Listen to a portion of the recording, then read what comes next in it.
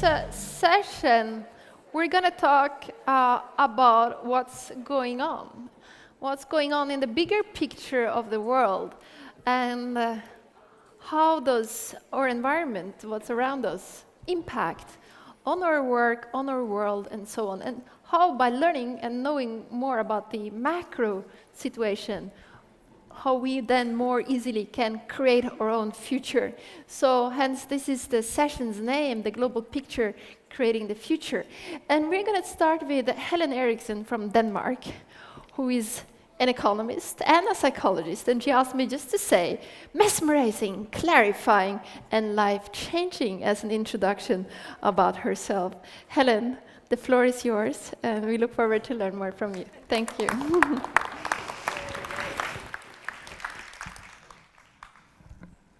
How I have been looking forward to this.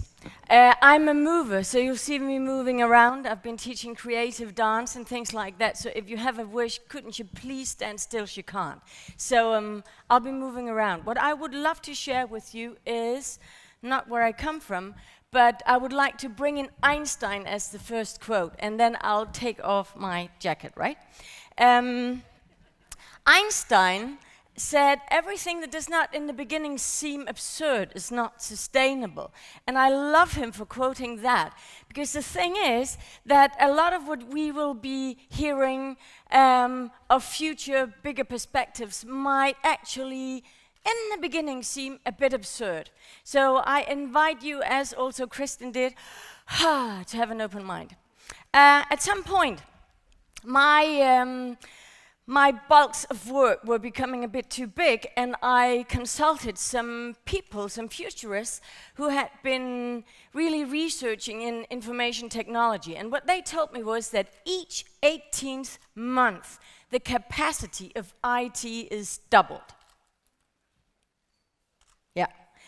So your IQ is very much higher than mine, because you look completely stone-faced when I say that. The thing is that it's really something that will challenge us a lot, because I think every week in my psychological practice I've got doctors, nurses, lawyers who seek me for the same reason, namely their clients can also Google stuff. So we're challenged. We are actually in 2030, according to these futurists, we will be facing an infinite number of change. It's hard to say how it'll feel in our hearts, how it'll be felt in our stomachs, but what we know is that it will require a lot from us, and that it will take a lot from us to embrace it, to coordinate it, and it will be probably challenging. We will be facing what Thomas Kuhn called a paradigm shift. And it seems very easy to kind of walk over that bridge. We started out as a little start in 2008, where the so-called financial crisis came along. We have since then experienced that our basic assumptions, they have really been challenged, and we've only seen the top of the iceberg. So what we are experiencing, and what we will be experiencing still more, is what Thomas Kuhn also called anomalies. These persons, cases, situations which are different, and they are unusual and maybe not as accepted as we used to have things, and they represent unusual irregularities. And we want to fight them, because we want our old life back, and we won't be getting that old life back. So what is challenging us? Which are the changes? I mean, you could mention, each table could mention 100. So I've just like really boiled it down to something that might be representative. Our economic models, they are challenged. Our climate change, our environment is challenging us. That won't stop either. It seems to be increasing. Our working environment. I mean, I'm out there in Europe, and what I hear every company I enter is, we do so much for really well-being, for people not to be stressed, but we are stressed, and we are not feeling that well. Strategy work, we tend to try to meet the challenges of the new paradigm with the basic assumptions of the old paradigm. And we won't succeed in that. So we'll have to change that too. I'm not saying it's easy. I'm just saying we'll have to change it. Generational changes, fewer babies are born. We have to work longer because fewer people are actually in the workforce to earn money. So we'll have to stay till later. Our retirement age will be delayed, if one can say it like that. And many of you have immigrated. I mean, you're probably working in a country where you were not born. So those are just some of the challenges. What's the new stuff? We'll see the rising of new economic models. One of my good friends, Bernard Litte, I wish he was here today, but he could not be here. But he is a very, very good economist. And what he can tell us is that in Japan, some of you seem to be from Japan, you may know this, competence economic models where we exchange competences. And then when I give you a massage, I get some time points on my little credit account, and that I can use maybe for something else, or I can give it away to others who might need it more than I do. So we'll see new economic models in many different sizes, forms, and shapes. New global environmental demands. The politicians aren't always... Yeah. So it seems as if it'll come from the grassroots. We will start creating a new law there. What I think is very interesting is that we have been going along with a lot of leading metaphors, but what seems to be now turning in is biology as a metaphor and as an explanation model. For example, the body. If I asked you, do you have a body, and is it very hard to run away from? Yeah. So we all have a body. Did you know that it's world champion in information exchange? It's a world champion in cooperation. It's a world champion in really exchanging knowledge. How come we don't do it already out there? It's survived for thousands of years. It's our basic assumption stopping us. So biology will be supporting us in new ways of looking at things. And here I'm saying something very provocative. And be aware, I'm just the messenger. But we will be approaching non-hierarchical working environment structures in the future. Why? Because a lot of long-term studies can tell us that we actually don't thrive with hierarchies. We get socially stressed. You can trace it right down to our arteries. We've got more plaque in our arteries, meaning that if I really have to run or I get stressed, it might lead to a stroke. So the lower we are in the hierarchy, the more socially stressed we are. It also counts for monkeys. So. Yeah, and we've been analyzing a lot. We've been a lot in our heads. It seems as if, as we've also heard till now, what wants to emerge might substitute our traditional way of doing strategy work, where we have been having, what did we do last year? And then we'll do kind of the same with a little twist. I think the bottom line talks for itself, that it won't get us there. And then, as I look around here, the most educated female workforce ever, meaning that if we want it or not, because we've done a lot really to maybe go in male directions, but according to brain scientists, our reptile brain and our limbic system, they are in our, when we are females, they are a bit different in the way they work.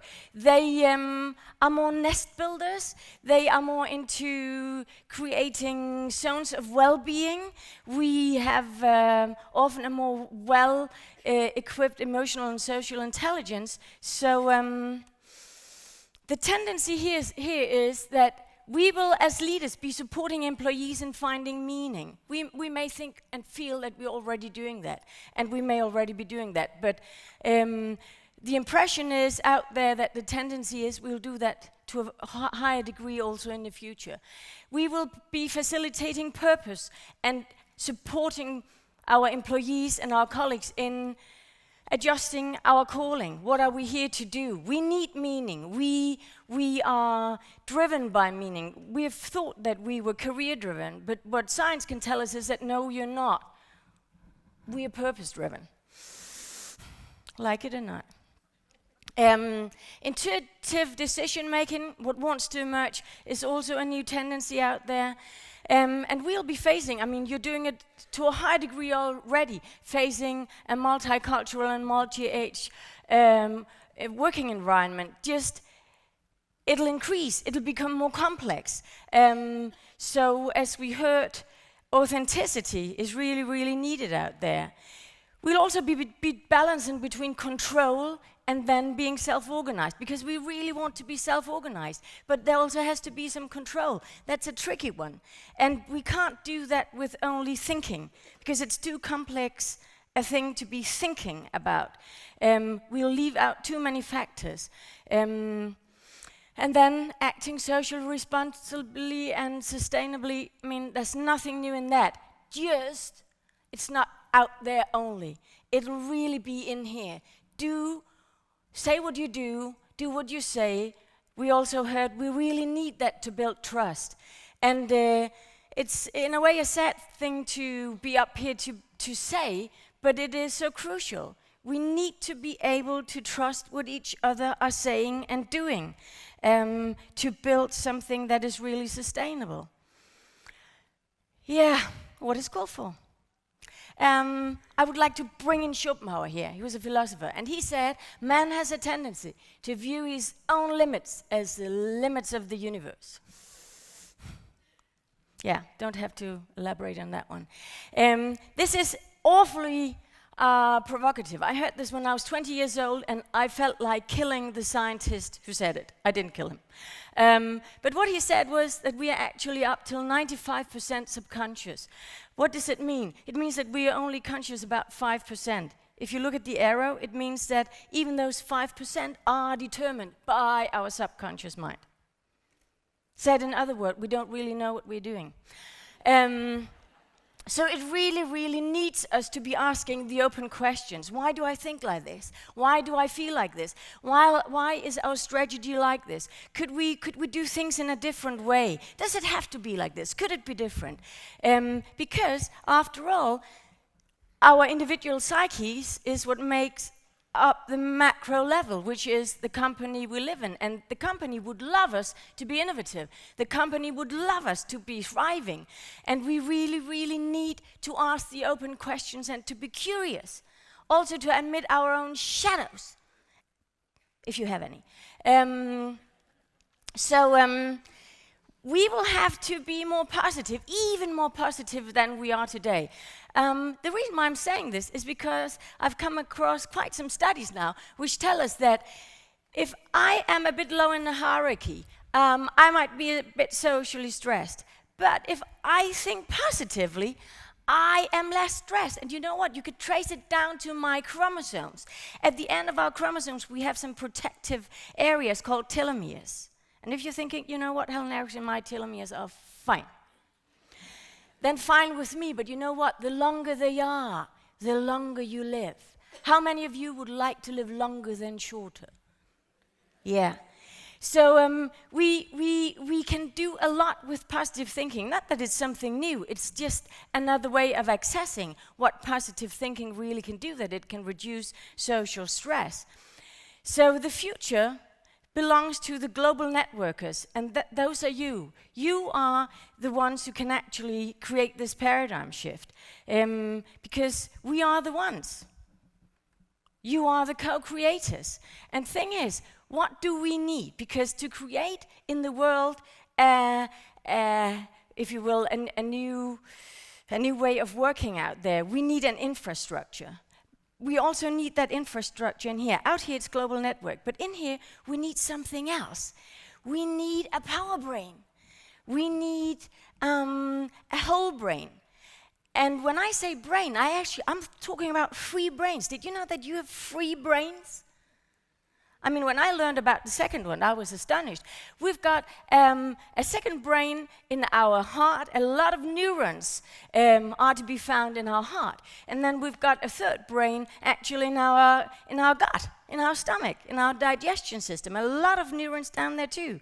Did you know that the place in the body where most serotonin is produced, it's the transmitter that makes us happy, it's in the digestional system. Whoa. So we've got 3 brains. And this is a way of saying it in words. Intelligence is actually just another word for brain centers. The upper 2 have been our little gods. We are well trained in them. And well trained in the sense that this is what we learned at school. And when we are trained in them, we develop serial neural pathways. They are exceptionally important if we want to analyze, structure, and organize. They are rule-bound and program-bound, and they are not that good at learning new stuff. We've got plenty of those. The other ones, if you use our emotional intelligence, which there's plenty of here, that's why we can sense each other. If I were your leader, it would be good if I had a lot of social intelligence, because then I can sense how is the company actually doing, and all the rest of them. When we use them, we create some complete different neural pathways in our brain called associative neural pathways. You can almost hear it. You can associate with them. They connect. And that is what we need as an inner infrastructure to be able to, in a sublime and optimal way, to connect to each other and to shift the paradigm. So here they are. And with those, if we have that whole brain in our hearts, being wholehearted, in our gut feeling, where scientists now tell us, if you want to sense something intuitive, it happens here. And it's the first impulse you get. Listen to that, because when you start analyzing, that's where a lot of things go wrong. That's what they say. So in this way, we can create from a whole brain, not only this one, but the other ones too. We can become more whole human beings. We can create whole companies and a whole society where it's just not only fragmented, but where left brain will be able to understand right brain. And that's sometimes really the difficulty we have. So this is the infrastructure of future leadership. That's an animated picture. There's one neuron. Right there, it's got 7 connections to its friends, the other neurons. We can develop between 12,000 and 20,000 of those from each neuron to the others. Just imagine that. How robust we will be, how resilient we will be.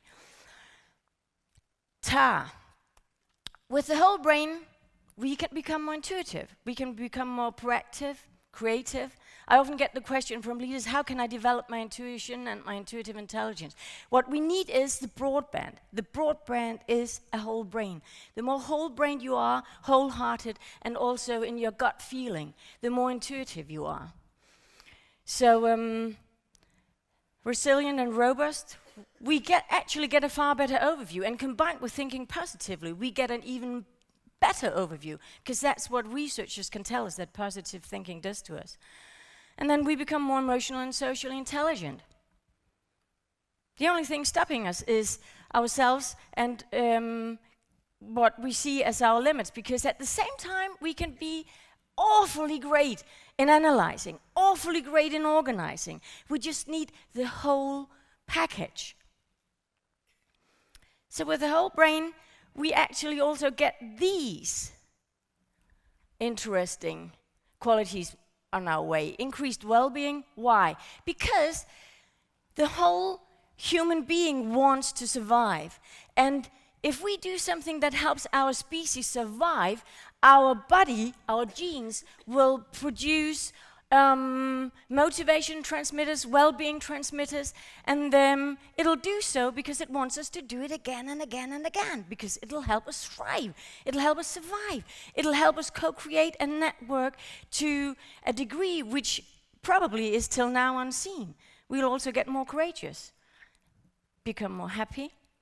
And this reminds me of Einstein. He said the following: the intuitive mind is a sacred gift, and the rational mind is a faithful servant. We've created a society that honors the servant and has forgotten the gift. He was a wise man. And this is from our present Dalai Lama, who has said the following about how to navigate in complexity with our intuitive intelligence. He has said, the not sensing of something does not prove its non-existence. Isn't that wise? Because a lot of things we don't touch upon because we don't sense it. No, but that's not the same thing as that it's not there. We just need to develop our senses. And we can do that together, because alone I can't do it, because I'm a member of a tribe. And if I step outside the tribe, I'll be excluded. But if we make it legitimate that this is a way we could also move around, then I'm still included, even though I'm a bit crazy. That is important, because craziness, in a way, equals innovation and creativity. So the overview is the following. Career will probably shift to having a calling. I'm not saying it is like this, there's a likelihood. Employees and co-workers will become co-creators. We will look at each other in different ways. Instead of competing, we'll be cooperating, we'll be in a symbiosis. Already now, out there's something called industrial symbiosis, where companies work together and are each other's segments, so that if a company pollutes, I'll take as another company the pollution and use it as a product, a raw material in my own production.